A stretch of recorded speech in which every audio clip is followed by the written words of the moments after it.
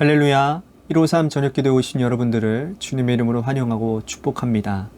오늘도 하나님께서 우리들에게 하나님의 말씀을 통해서 또한 기도하는 음성 가운데서 이 시간 우리의 갈 길을 알려주시고 또한 하나님의 뜻을 밝히 보여주셔서 우리들이 방황하지 않도록 다른 길 가지 않도록 인도하시는 그 하나님을 경험하는 귀한 저녁 시간이 되는 줄로 믿습니다. 오늘도 어김없이 하나님의 말씀을 우리들이 보겠는데요. 오늘 우리에게 하나님께서 주신 말씀은 요한계시록 5장 1절에서 7절 말씀까지입니다. 요한계시록 5장 1절에서 7절 말씀입니다. 우리 같이 한 목소리로 다 함께 봉독하도록 하겠습니다. 시작. 내가 보매 보좌에 앉으신 이의 오른손에 두루마리가 있으니 안팎으로 썩고 7 인으로 봉하였더라. 또 보매 힘있는 천사가 큰 음성으로 외치기를 누가 그 두루마리를 펴며 그 인대기에 합당하냐 하나 하늘 위에나 땅 위에나 땅 아래에 능히 그 두루마리를 펴거나 보거나 할 자가 없더라. 그 두루마리를 펴거나 보거나 하기에 합당한 자가 보이지 아니하기로 내가 크게 울었더니 장로 중에 한 사람이 내게 말하되 울지 말라. 유대지파의 사자 다윗의 뿌리가 이겼으니 그 두루마리와 그 7 인을 떼시리라 하더라. 내가 또 보니 보좌와 네 생물과 장로들 사이에 한 어린 양이 서 있는데 일찍이 죽임을 당한 것 같더라. 그에게 7 뿔과 7 눈이 있으니 이 눈들은 온 땅에 보내심을 받은 하나님의 7 영이더라. 그 어린 양이 나와서 보좌에 앉으신 이의 오른손에 두루마리를 취하시니라. 아멘. 이 세상에 존재하는 것은요, 모든 것들이 그저 된 것이나 아니면 그냥 된 것은 아무것도 없습니다. 우리 식탁 위에 올라오는 채소만 하더라도요, 그 채소가 그렇게 올라오기까지는 농부의 수고와 사랑의 손길과 헌신과 땀과 눈물이 그 속에 다 묻어져 있다라는 것이죠. 어떤 한 청년이 건장하게 이 사회에서 제대로 된 사람이 되어서 일을 한다고 하면 그 청년이 그 자리에 오르기까지 혼자 된 것은 아무것도 없습니다. 그 청년의 부모의 헌신과 희생이 있었고 또 그를 이끌어 주었던 여러 선생님들이 있었을 것이고 그렇게 좋은 사람이 되라고 조언해주는 주변 사람들의 격려와 수고가 그 청년을 그 자리에 있게끔 만들었다라는 것입니다. 그런 의미에서 본다면 오늘 우리가 사람답게 살고 오늘 이 자리에 있는 것은 모두가 내가 잘나서 내가 된 것은 하나도 없다라는 거예요. 우리 모두가 다 빚진 자들의 정체성을 가지고 있다라는 것이죠. 특별히 하나님의 자녀들, 구원받은 하나님의 백성들, 예수 그리스도의 보혈의 공로로 죄사함을 받은 우리는 예수 그리스도에게 크게 빚진 자들이라는 겁니다. 하나님께서 독생자 아들을 이 땅에 보내시고 예수님께서 이 땅에서 고난받으시고 십자가에 달려 돌아가시고 사흘 만에 부활하셨습니다. 우리 인생이 아무리 발부둥쳐고 애쓰고 노력해도 얻을 수 없었던 그 구원을 예수님께서 십자가에 그리고 부활하심으로 이루어내셨다라는 거죠.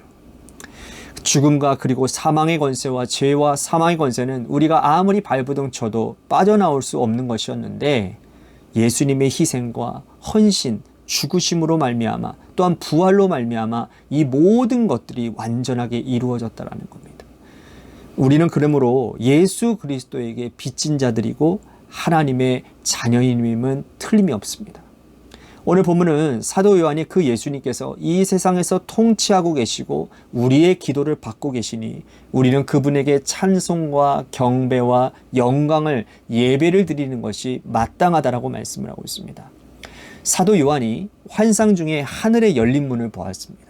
그는 그 열린 문으로 올라가 보았어요. 보좌가 있었고요. 그 보좌에 앉아 계시는 분이 계시는데 그분이 바로 하나님 아버지였습니다. 하나님께서 보좌에서 이 세상을 통치하고 계셨고 그 보좌 주위에는 24 장로들이 있었습니다. 24 장로들은 제가 어제 말씀드렸죠. 구약의 성도들과 신약의 성도들을 다 통칭해서 일컫는 말이라고. 그 24 장로들이 모두 하나님을 찬양하고 예배드리고 있는 겁니다. 이제 오늘 5장에 보니까 보좌에 앉으신 하나님의 손에 두루마리 하나가 들려져 있는 겁니다. 그런데 그 두루마리를 누가 감히 그 인봉을 뗄 자가 없는 거예요. 7인으로 임봉되어져 있는데 아무도 그 인을 떼지를 못하는 겁니다. 요한은 그 인을 뗄 자가 없어서 몹시 안타까워했습니다. 도대체 이 두루마리에 어떤 말씀이 기록되어져 있을까 읽고 싶고, 그렇지만 아무도 이 두루마리를 열 자가 없는 거예요. 그래서 요한은 너무나도 안타까워서 통곡하고 있습니다. 자, 4절 보십시오. 그 두루마리를 펴거나 보거나 하기에 합당한 자가 보이지 아니하기로 내가 크게 울었더니, 그는 그 안타까움을 뭐라고 표현하고 있습니까? 통곡으로 표현하고 있어요. 울음으로 표현하고 있습니다. 그러나 그때 장로 중에 한 사람이 말하기를 그 임봉을 떼실 분이 있는데 그 사람은 어린 양이시다 라고 말씀을 합니다. 자, 5절 말씀 보십시오. 장로 중에 한 사람이 내게 말하되 울지 마라. 유다 지파의 사다 다윗의 뿌리가 이겼으니 그 두루마리와 그 7인을 떼시리라 하더라. 자, 유다 지파의 사자, 그는 바로 하나님의 아들 예수 그리스도이십니다. 예수님께서 그 하나님 손에 붙들려 있는 이 두루마리에 임봉을 떼실 유일한 분이라고 말씀을 하고 있는 겁니다. 자, 7절도 보십시오. 그 어린 양이 나와서 보좌에 앉으신 이의 오른손에서 두루마리를 취하시니라 라고 말씀을 해요. 하나님은 아들이신 그리스도에게 이 두루마리의 임봉을 떼라고 건네주십니다. 자, 이 두루마리는 무엇이고 이 두루마리의 임봉을 예수 그리스도만이 왜 뗄 수 있느냐, 그것이 우리들에게 좀 궁금한 점이 있는 것 같습니다. 자, 두루마리는 뭡니까? 두루마리란 뭐예요? 이 세상을 통치하는 통치의 능력을 의미합니다. 여러분, 그 사극 같은 거 보면 왕에게 올라오는 상소문들 있지 않습니까? 그 상소문들이 다 어떻습니까? 두루마리 이렇게 둘둘둘로 말려서 이렇게 두 손으로 이렇게 딱 펼쳐서 읽지 않습니까? 그건 뭡니까? 왕에게 모든 것들을 다 아뢰는 거예요. 그리고 그 왕이 그 두루마리를 읽고 그 상소문을 읽고 그것을 해결해 나간다라는 것이죠. 통치의 능력을 의미하는 겁니다. 그리고 이 통치는 창조도 있고 다스림도 있고 심판도 있는데, 통치하고 심판하시는 분은 삼위일체 하나님만이 하실 수 있다라는 그런 사실을 의미하고 있는 거예요. 자, 이 세상을 창조하실 때 삼위일체 하나님은 함께 계셨습니다. 하나님께서 말씀으로 이 세상을 창조하시고 아들 예수 그리스도는 말씀으로 창조 시에 함께 계셨어요. 그리고 하나님의 영 성령은 하나님의 영이 수면을 운행하심으로 창조 사역에 동참하십니다. 그러므로 창조 시에는 아버지 하나님만 계셨던 것이 아니라 하나님, 예수님, 성령님이 함께 하신 거죠. 창조하신 분이 다스릴 권세를 가지고 있는 겁니다. 이 세상을 통치하고 다스리고 창조하시는 분만이 이 세상을 닫고 심판할 권한이 있는 것이죠. 그 최초의 심판인 홍수 심판도 하나님께서 하시지 않았습니까?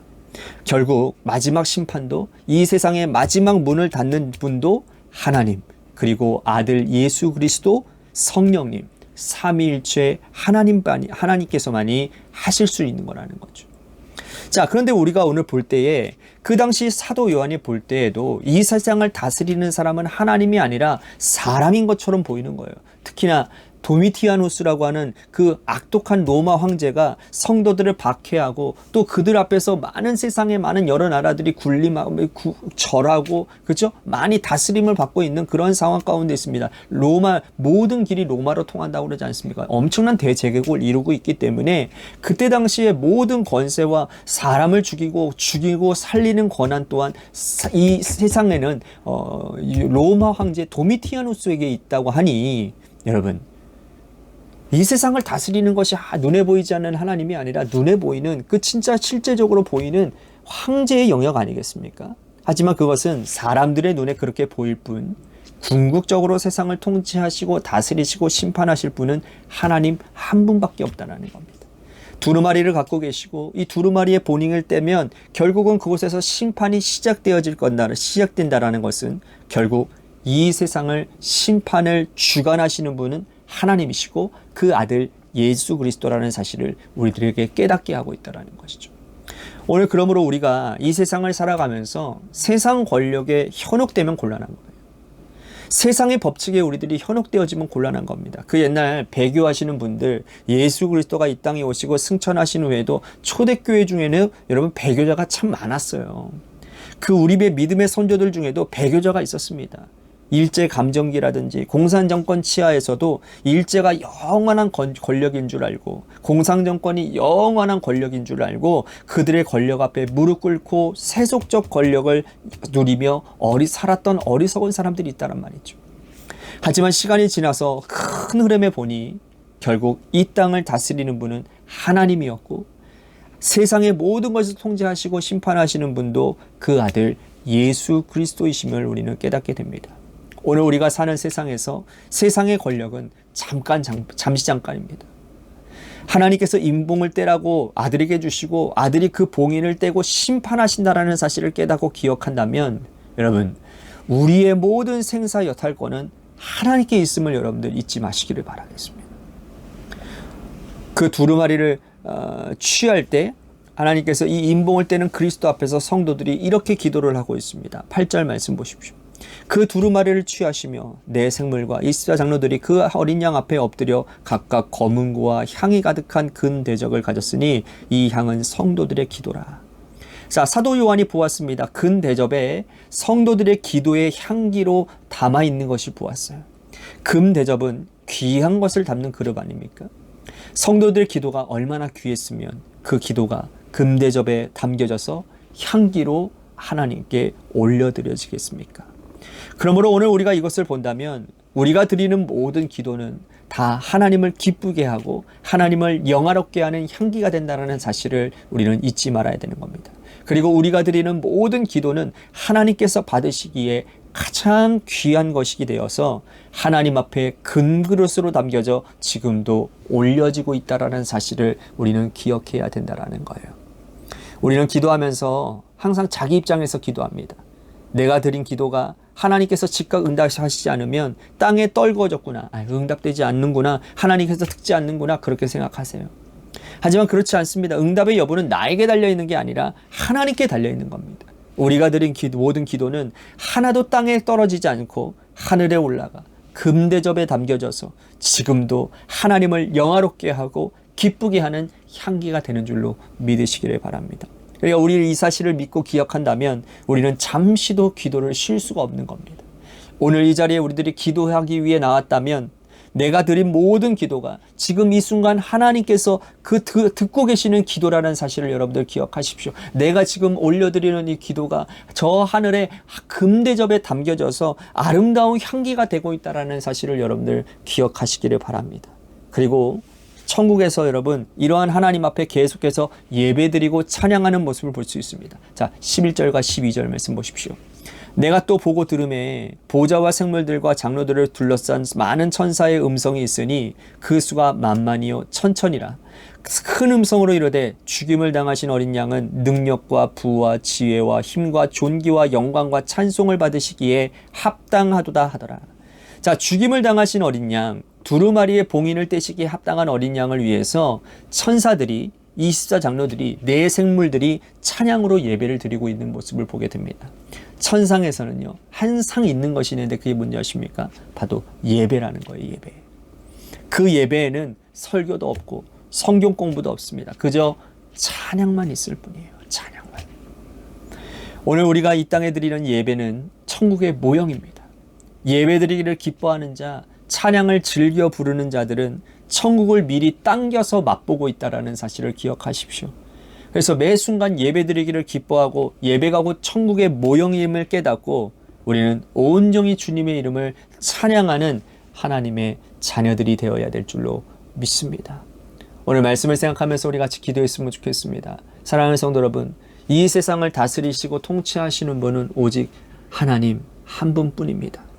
우리가 세상의 어떤 법도라든지 세상의 어떤 룰이라든지 우리가 어제 수요 예배 때도 제가 말씀을 전했지만 로마법, 우리들이 어딜 가든지 간에 우리들이 반드시 따라야 되는 어떤 어떤 법들, 어떤 관습들이 있단 말입니다. 그런데 그 관습과 그 법들이 하나님의 진리 가운데서 벗어나는 일이라면 남들은 어떻게 하는지는 모르지만 우리는 그곳에서 노라고 외칠 수 있는 담대함이 있어야 되는 겁니다. 세상과 타협하기 시작하면 한도 끝도 없어집니다. 그러나 우리가 세상 가운데서 우리들이 주님의 진리 가운데 바로 서는 모습을 보이기만 하면 세상은 우리 앞에서 힘을 못 씁니다. 왜 그렇습니까? 복음이 우리를 살리기 때문입니다. 복음이 우리를 지켜주시고 복음이 우리를 역사하는 힘이 크기 때문인 것입니다. 간절히 바라옵기는 세상과 타협하는 인생이 되지 않도록 도와주시고 진리 가운데 하나님의 약속의 말씀 가운데 바로 서고 믿음을 지켜 굳건히 믿음의 연장, 믿음의 그 걸음을 이어나갈 수 있는 그러한 삶을 살게 하여 주시옵소서라고 우리 같이 기도했으면 좋겠습니다. 그리고 우리들이 매 순간순간 우리들의 삶 가운데서 하나님의 영광을 위한 하나님 찬송이 가득한 넘치는 인생이 되게 하시고 하나님의 영광으로 충만한 삶의 예배를 올려드리는 예배자가 되도록 인도해 주시옵소서. 그래서 이 땅 가운데서 하나님 천국을 맛볼 수 있는 은혜를 허락하여 주시옵소서라고 오늘 말씀을 생각하면서 우리 같이 간절히 기도했으면 좋겠습니다. 또 한 가지 우리 재개발 가운데 놓여져 있는 우리 교회를 위해서 기도하시고 또한 홍정열 지사님을 위해서 기도해 주시고 또 고3 수험생들 우리 이도윤 학생, 한유진 학생을 위해서 기도합시다. 마지막으로 여러분들의 삶의 자리와 여러분들의 자녀들을 위해서 기도하시다가 이 시간 돌아가시기를 바랍니다. 노래 끝날 때까지 함께 기도하며 나아가도록 하겠습니다. 기도하시겠습니다.